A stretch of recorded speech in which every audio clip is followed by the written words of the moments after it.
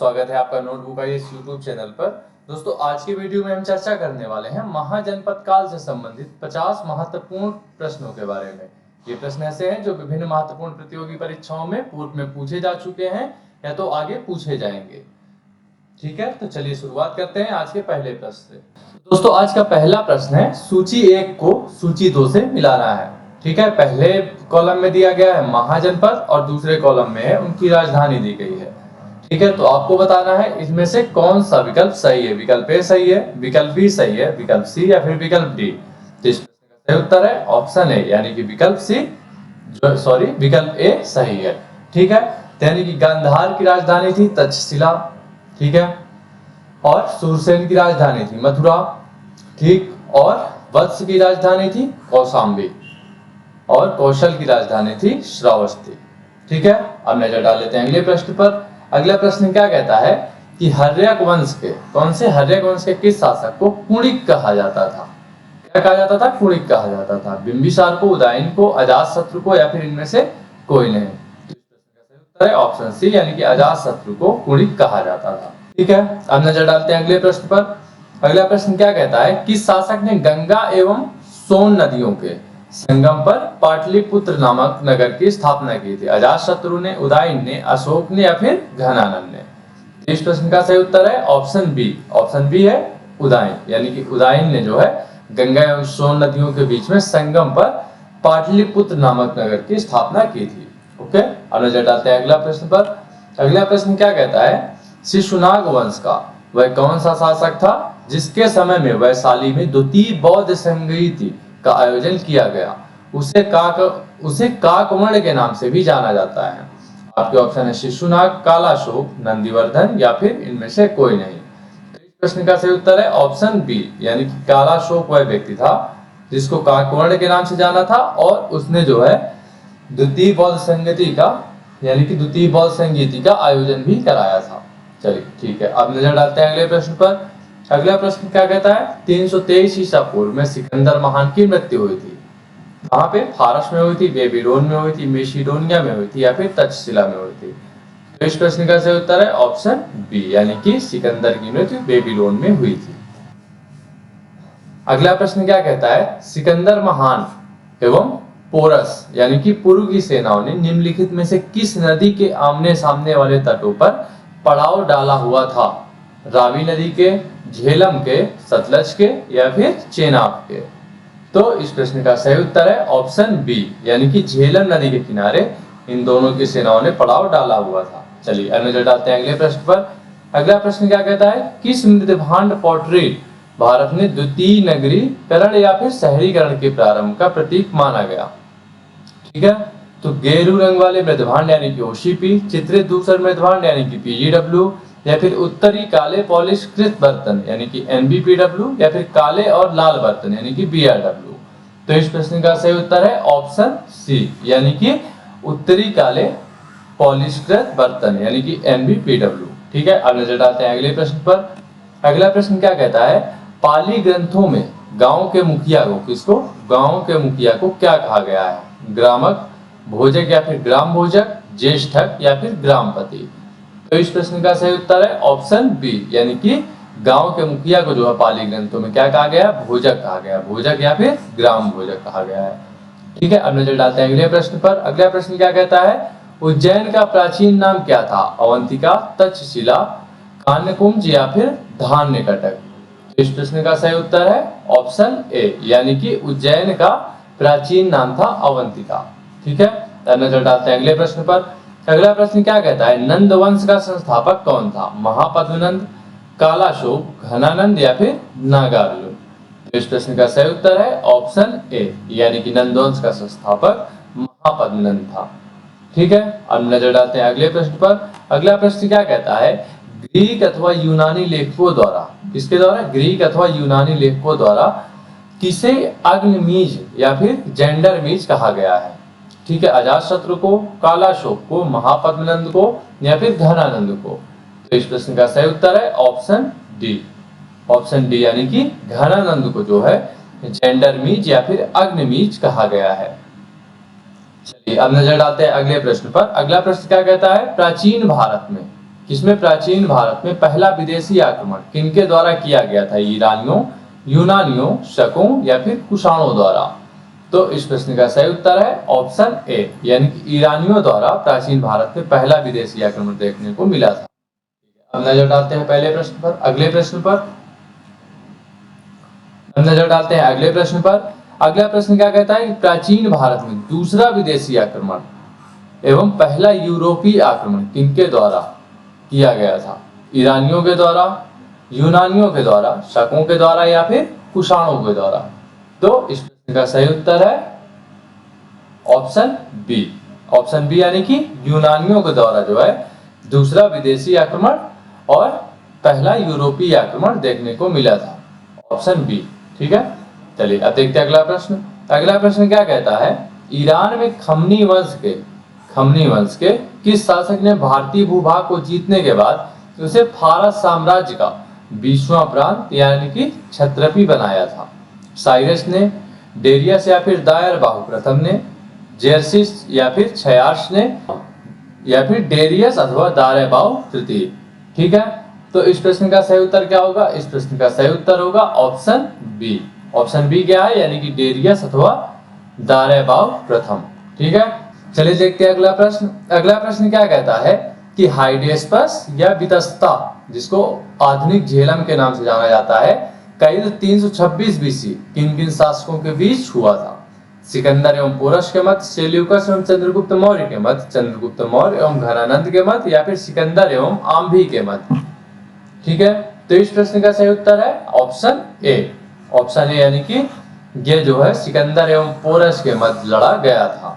ठीक है, आप देखते हैं अगला प्रश्न। अगला प्रश्न क्या कहता है? सिकंदर ने भारत पर आक्रमण कब किया था? 326 ईसा पूर्व, 326 ईस्वी, 326 ईस्वी, 323 ईसा पूर्व या फिर 323 ईस्वी? तो इस प्रश्न का सही उत्तर है ऑप्शन ए। ऑप्शन ए यानी कि 326 ईसा पूर्व में। ठीक है, अब देखते हैं अगला प्रश्न। अगला प्रश्न क्या कहता है? यहाँ पे सूची 1 को जो है सूची 2 से सुमेलित करना है। पहले में दिए गए सूची 1 में दिए गए शासक और सूची 2 में दिए गए हैं वंश। बिंबिसार, हर्यक वंश, कालाशोक, शिशुनाग महापद्मनंद नंदवंश और बिंदुसार मौर्य वंश। ठीक है, तो इस प्रश्न का सही उत्तर कौन सा होगा? बताएं। इस प्रश्न का सही उत्तर होगा ऑप्शन बी। ऑप्शन बी, ठीक है, ऑप्शन बी इस प्रश्न का सही उत्तर। चलिए नजर डालते हैं अगले प्रश्न पर। अगला प्रश्न क्या कहता है? सूची 1 को सूची 2 से मिलाना है। अगले प्रश्न में भी सूची 1 को सूची 2 से मिलाना है। पहले में दिए गए हैं महाजनपद और दूसरे में दिए गए हैं आधुनिक क्षेत्र। ठीक है, मगध पटना या व गया के जिले, वत्स इलाहाबाद के जिले, कौशल अवध के जिले और अवंती मालवा के जिले? इस प्रश्न का सही उत्तर है ऑप्शन ए। ऑप्शन ए यानी कि ये चारों विकल्प सही सुमेलित हैं। चारों विकल्प आमने सामने है, इसलिए ऑप्शन ए इसका सही उत्तर है। ठीक है, चलिए नजर डालते हैं अगले प्रश्न पर। अगला प्रश्न क्या कहता है? मगध की प्रथम राजधानी कौन सी थी? पाटलिपुत्र, वैशाली, गिरिब्रज या फिर राजगृह या फिर चंपा? तो इस प्रश्न का सही उत्तर है ऑप्शन सी, यानी कि मगध की पहली राजधानी जो थी, प्रथम राजधानी जो थी, वो गिरिब्रज यानी कि राजगृह थी। ठीक है, अब देखते हैं अगला प्रश्न। अगला प्रश्न क्या कहता है? किस शासक द्वारा सर्वप्रथम पाटलिपुत्र का राजधानी के रूप में चयन किया गया? जातशत्रु, कालाशोक द्वारा, उदयन द्वारा या फिर कनिष्क द्वारा? तो इस प्रश्न का सही उत्तर है ऑप्शन सी, यानी कि उदयन जो था उसके द्वारा पाटलिपुत्र को सर्वप्रथम अपनी राजधानी के रूप में नियुक्त किया गया था। चलिए देखते हैं अगला प्रश्न। अगला प्रश्न क्या कहता है? 16 महाजनपदों की सूची का उपलब्ध है। 16 महाजनपदों की सूची उपलब्ध है महाभारत में, अंगुत्तर निकाय में, छांदोग्य उपनिषद में या फिर संयुक्त निकाय में? तो इस प्रश्न का सही उत्तर है ऑप्शन बी, यानी कि जो है 16 महाजनपदों का जो उल्लेख मिलता है वह मिलता है अंगुत्तर निकाय में। ठीक है, यह महात्मा बुद्ध से संबंधित एक ग्रंथ है। चलिए देखते हैं अगला प्रश्न। अगला प्रश्न क्या कहता है? निम्नलिखित में से मगध का कौन सा राजा सिकंदर महान का समकालीन था? महापद्मनंद, घनानंद, सुकल्प या फिर चंद्रगुप्त मौर्य? तो इस प्रश्न का सही उत्तर है ऑप्शन बी, यानी घनानंद जो है सिकंदर का समकालीन था। देखते हैं अगला प्रश्न। अगला प्रश्न क्या कहता है? प्रथम मगध साम्राज्य का उत्कर्ष किस सदी में हुआ था? कौन सी सदी में हुआ था मगध साम्राज्य का उत्कर्ष? 4वीं सदी ईसा पूर्व, 6वीं सदी ईसा पूर्व, दूसरी सदी ईसा पूर्व या फिर पहली सदी ईसा पूर्व। तो इस प्रश्न का सही उत्तर है ऑप्शन बी, यानी कि छठी सदी ईसा पूर्व में जो है प्रथम मगध साम्राज्य का उत्कर्ष हुआ था। ठीक है, अब देखते हैं अगला प्रश्न। अगला प्रश्न क्या कहता है, सिकंदर की भारत में सफलता के निम्न कारण थे। भारत में तब कोई केंद्रीय सत्ता नहीं थी, उसकी सेना श्रेष्ठ प्रकार की थी, उसे देशद्रोही भारतीय शासकों का सहयोग मिला, और चौथा है वह एक अच्छा प्रशासक था। आपको बताना है कि उपर्युक्त में से कितने विकल्प सही हैं। ऑप्शन ए सही है जिसमें विकल्प ए तथा 2 सही है, तो ऑप्शन बी सही है जिसमें विकल्प 1, 2 तथा 3 सही है, ऑप्शन सी सही है जिसमें विकल्प 2, 3 व 4 सही है, या फिर ऑप्शन डी सही है जिसमें विकल्प 1, 2, 3 व 4 चारों सही है। तो इस प्रश्न का सही उत्तर है ऑप्शन डी। ऑप्शन डी इस प्रश्न का सही उत्तर है। ठीक है, अब देखते हैं अगला प्रश्न। अगला प्रश्न क्या कहता है कि सूची 1 को सूची 2 से मिलाना है। ठीक है, पहले में दिया गया, सूची 1 में दिया गया है राजा के नाम और सूची 2 में दिया गया है राज्यों के नाम। ठीक है, तो इस प्रश्न का आपको सही उत्तर बताना है कि कौन सा विकल्प सही है, विकल्प ए, विकल्प बी, विकल्प सी या फिर विकल्प डी। तो इस प्रश्न का सही उत्तर है ऑप्शन सी। ऑप्शन सी, यानी कि जो प्रद्योत है उसका जो राज्य है वो है, जो प्रद्योत है, प्रद्योत का राज्य है अवंती। ठीक है, और फिर उदयन है, उदयन का जो राज्य है वो है वत्स।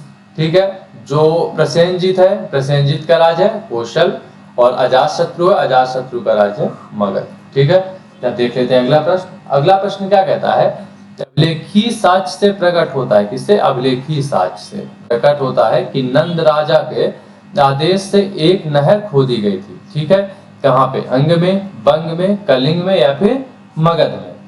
तो इस प्रश्न का सही उत्तर है ऑप्शन सी। ऑप्शन सी, यानी कि कलिंग में जो है एक नहर खोदी गई थी, किसके, नंद राजा के आदेश से। ठीक है, देखते हैं अगला प्रश्न। अगला प्रश्न क्या कहता है, अगला प्रश्न कहता है कि पहला ईरानी शासक जिसने भारत के कुछ भाग को अपने अधीन किया था वह था साइरस, कोम्बिसिस या फिर डेरियस या फिर जेरसिस या छयार्स। तो इस प्रश्न का सही उत्तर है ऑप्शन सी। ऑप्शन सी, यानी कि डेरियस जो है पहला ईरानी शासक था जिसने भारत के कुछ भागों को अपने अधीन किया था। ठीक है, अब देखते हैं अगला प्रश्न। अगला प्रश्न क्या कहता है, मगध के राजा अजातशत्रु का किस गणराज्य के साथ युद्ध रहा। वज्जी यानी कि वैशाली, पांचाल, दोनों के साथ या फिर किसी के साथ नहीं। ठीक, तो इस प्रश्न का सही उत्तर है ऑप्शन ए, यानी कि जो है अजातशत्रु का जो युद्ध था वह वज्जी गणराज्य के साथ था। देखते हैं अगला प्रश्न। अगला प्रश्न क्या कहता है, वज्जी संघ के विरुद्ध मगध राज्य के किस शासक ने प्रथम बार रथ मूसल, यानी कि एक ऐसा रथ जिसमें गदा जैसा हथियार जुड़ा था, तथा महाशिला कंटक यानी कि पत्थर फेंकने वाला एक युद्ध तंत्र, कौन सा, महाशिला कंटक नामक गुप्त हथियारों का प्रयोग किया। अजातशत्रु ने, चंद्रगुप्त मौर्य ने, कालाशोक ने या फिर उदयन ने। तो इस प्रश्न का सही उत्तर है ऑप्शन ए, यानी कि अजातशत्रु ने इसका प्रयोग किया था। अब देख लेते हैं अगला प्रश्न। अगला प्रश्न क्या कहता है, नंद वंश का अंतिम सम्राट कौन था, महापद्मनंद, घनानंद, कालाशोक या फिर इनमें से कोई नहीं। इसका सही उत्तर है ऑप्शन बी, यानी कि घनानंद जो है वह नंद वंश का अंतिम सम्राट था।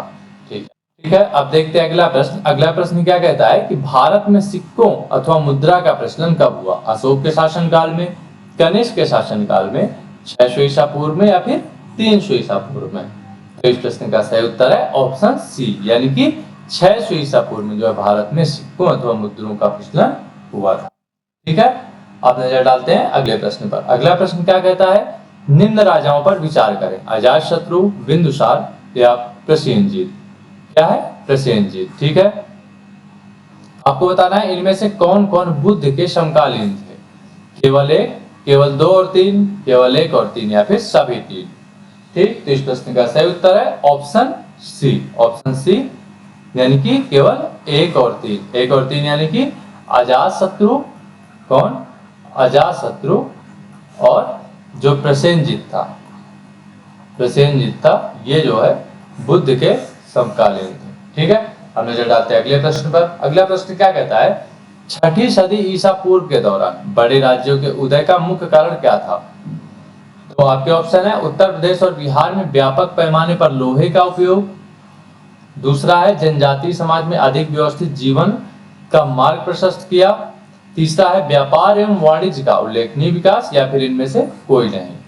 तो इस प्रश्न का सही उत्तर है ऑप्शन ए। ऑप्शन ए क्या कहता है कि उत्तर प्रदेश और बिहार में व्यापक पैमाने पर लोहे का उपयोग। ठीक है, नजर डालते हैं अगले प्रश्न पर। अगला प्रश्न क्या कहता है, मगध सम्राट बिंबिसार ने अपने राज्यवैद्य जीवक को, किसको, अपने राज्यवैद्य जीवक को किस राज्य के राजा की चिकित्सा के लिए भेजा था। ठीक है, कौशल, अंग, अवंती या फिर वैशाली। इस प्रश्न का सही उत्तर है ऑप्शन सी, यानी कि अवंती राज्य के राजा की चिकित्सा के लिए भेजा था बिंबिसार ने।